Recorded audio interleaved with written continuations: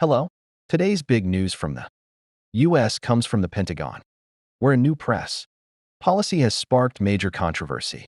This story is making waves not only in Washington, but also around the world. Under the new rules, journalists are allowed to publish only officially approved information. Many reporters saw this as censorship and walked out of the Pentagon in protest.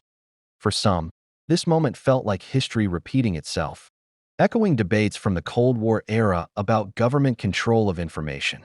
Major outlets like Reuters and the New York Times refused to accept these terms, calling the policy a direct threat to free speech and democratic values.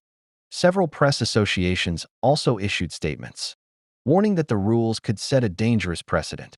Some critics even compared the Pentagon's move to restrictions seen in authoritarian states.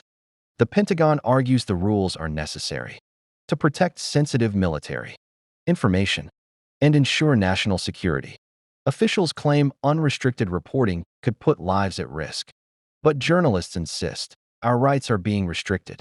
The public deserves the truth, not filtered stories. The clash reveals a deep divide between security and freedom. The debate quickly spilled into the public sphere. On social media, hashtags like #PressFreedom and #censorship began trending. Experts in law and media studies argue that restricting journalists could weaken America's democratic foundations. Others, however, believe some limits are justified in times of global tension. This move could damage America's global image as a defender of press freedom and fuel intense debate at home. International observers, including watchdogs like Reporters Without Borders, are already questioning whether the U.S. can still lead by example. Allies and rivals alike are watching closely.